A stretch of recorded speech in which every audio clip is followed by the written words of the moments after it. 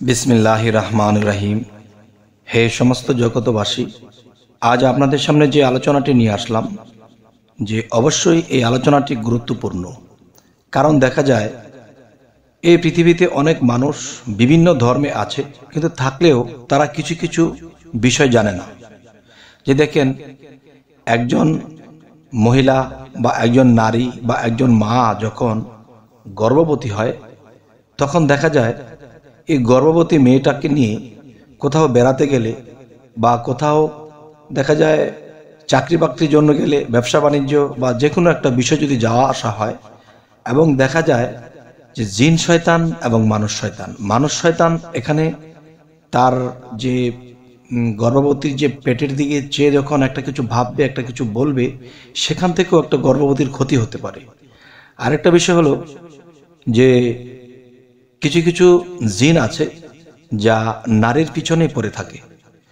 তো কোনো কোনো গর্ভবতীর দিকে তারা কুদৃষ্টি করে, এবং দেখা যায় যে গর্ভের মধ্যে যে সন্তানটি, কোনো সন্তানের 5 মাস, 4 মাস, 6 মাস এরকম হয়েছে, তখন সে গর্ভের সন্তানকে নিয়ে সে খেলামেলা করতে চায়।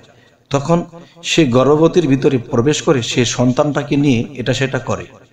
তখন মায়ের চেহারা স্বরূপ কেমন হয়ে যায়, কথাবার্তা চেঞ্জ হয়ে যায়, চোখ লাল হয়ে যায়, বিভিন্ন সমস্যা দেখা দেয়। তখন ডাক্তারের কাছে যায়। ডাক্তারের কাছে গেলে কি হবে? তখন দেখা যায় যতক্ষণ ডাক্তারের কাছে নিয়ে যায়, তখন দেখা যায় ডাক্তার দেখতেছে রোগীর কোনো রোগ নেই, কোনো সমস্যা নেই, কিন্তু একে খামাখা এনেছে। তারপরেও খারাপ যদি পড়ে যায় কোনো ডাক্তার, তখন কিছু টাকা পয়সা খেয়ে ছেড়ে দেয়, যে এই ওষুধগুলি লিখে দিলাম, এই ভিটামিনগুলো খাওয়াবেন। কিন্তু তার কোনো সমস্যা পাওয়া যায়নি। কিন্তু বাড়িতে যখন এসেছে, তখন আবার আগের মতোই দেখা যাচ্ছে। তখন এই গর্ভবতীকে নিয়ে কিন্তু অনেক সমস্যা বোধ করে থাকতে হয় এই জগতে। তাই আমি বলবো যে মানুষ ধর্মে দাবিত। যদি জিজ্ঞাসা করা হয়, ভাই আপনি কোন ধর্মে আছেন, যে আমি ইসলাম ধর্মে আছি, এই কথাটা আসলে সে মানুষে জানে এবং সেও জানে সে ইসলাম ধর্মে আছে, কিন্তু ইসলাম ধর্মের কোনো কর্মে সে নেই, কোনো সাধনায় সে নেই, সে কোনো আমল করে না। যার ফলে কি হয়, যে কোনো মানুষের কুদৃষ্টি থেকে তো কোনো গর্ভবতীর সমস্যা হতেই পারে। এবং দেখা যায় যে জিন শয়তানের পক্ষ থেকেও যে এমন কোনো ক্ষতি হয় যে সেই সন্তানটি পেটে মারা যেতে পারে, কিংবা সেই সন্তানটি রোগাক্রান্ত হয়ে জন্ম নিতে পারে, বা যে কোনো একটা সমস্যা হয়ে যাবে, বা পেটের মধ্যে মা বাচ্চাটিকে নিয়ে অনেকদিন কষ্টে থাকতে হবে। এগুলো কেন হয়? এগুলো এই কারণেই হয়, আল্লাহর কালাম, আল্লাহর কোরআনের মধ্যে এসব জিনিসের ফয়সালা দেওয়া হয়েছে, কিন্তু এই মতে চলা হয় না।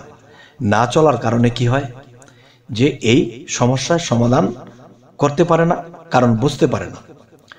তাই আমি বলবো যে অবশ্যই একজন গর্ভবতী 4 মাস, 5 মাস, 6 মাস, 7 মাস হলেও তাদের কোথাও যেতে হতে পারে, বা যে কোনো প্রয়োজনে যে কোনো জায়গায় যেতে হতে পারে।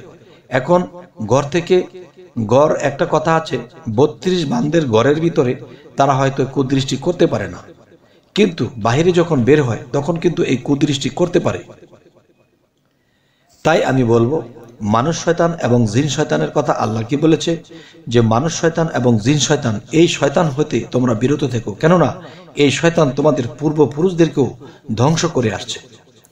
তাই আমি বলবো যে আপনি আপনার স্ত্রীকে, বা যিনি স্ত্রী লোক আছেন যে শুনতেছেন, সে এসব দৃষ্টি থেকে, এসব বিষয় থেকে মুক্ত থাকতে হলে সেই পেটের গর্ভের যে বাচ্চা, একে নিরাপদ রাখতে হলে কি করতে হবে? দেখুন, সর্বপ্রথম আপনারা যখন ঘর থেকে বের হবেন, তখন ওযু করবেন এবং আল্লাহকে একটি সিজদা করবেন। সরাসরি সিজদা করার পরে আপনারা কি করবেন, যে 3 বার ফাতিহা এবং 3 বার ইখলাস, 1 বার ফালাক, 1 বার নাস বলে নিজের বুকে নিচে ফু দিবেন, এবং একটা গ্লাসে পানিতে ফু দিয়ে সেই পানিটি খেয়ে ফেলবেন, এবং কিছুটা পানি রেখে দেবেন, ছোট শিশিতে করে নিয়ে যাবেন। যখন কোথাও যাবেন, কিছু খাবেন, সেই পানিটাও একটু খাবেন। তাহলে কি হবে, যে আপনার মধ্যে যে দৃষ্টি করবে সেই জিন শয়তান, কোনো মানুষ শয়তান, সেই দৃষ্টিটা আপনার থেকে কেটে যাবে বা দূরে চলে যাবে সেই পানিটা খাওয়ার সাথে সাথে। এক। দ্বিতীয়ত, যে ঘর থেকে যখন ডান পা দিয়ে বের হবেন, তখন কি করবে, যে 3 বার আয়াতুল কুরসি পড়ে নিজের বুকে ফু দিয়ে এবার হাঁটতে শুরু করবেন, এবং যতক্ষণ চলবেন ফিরবেন দেখা যাচ্ছে কারোর সাথে কথা বলতেছেন, অন্তরে অন্তরে আল্লাহ নামের যে কোনো একটা জিকির চলবে। তাহলে কি হবে?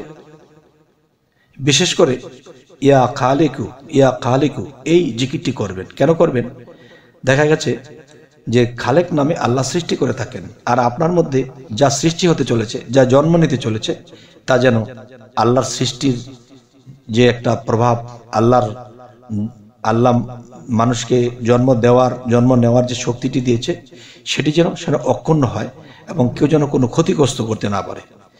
তবে হে সমস্ত জগতবাসী, আজকের এই আলোচনাটি আপনাদের সামনে কেন নিয়ে এসেছি? অবশ্যই আমাদের প্রতিবেশী বা আমাদের আশেপাশের এমন লোকে এমন কোনো বিপদগ্রস্ত হয়ে নিজের পেটের সন্তানটি নষ্ট হয়ে গেছে, পঙ্গু জন্ম নিয়েছে, অন্ধ জন্ম নিয়েছে। তার মানে সেখানে জিনের মধ্যে যে খেলা ছিল, সেই জিনের মাধ্যমে যে খেলা চলেছিল, এতে সন্তানটিকে নষ্ট করে দেয়, পঙ্গু করে দেয়, জ্ঞানহীন করে দেয়। তাই হে সমস্ত জগতবাসী, আজকের যে আলোচনাটি করলাম, যে অবশ্যই মানুষের উপকারের জন্য এবং আমার জন্য দোয়া করবেন, এবং আমাদের চ্যানেলটি যদি আপনারা নতুন দেখে থাকেন অবশ্যই সাবস্ক্রাইব করে নেবেন। পরবর্তীতে আবার আলোচনা আনব। সকলেই ভালো থাকবেন। আল্লাহ হাফিজ।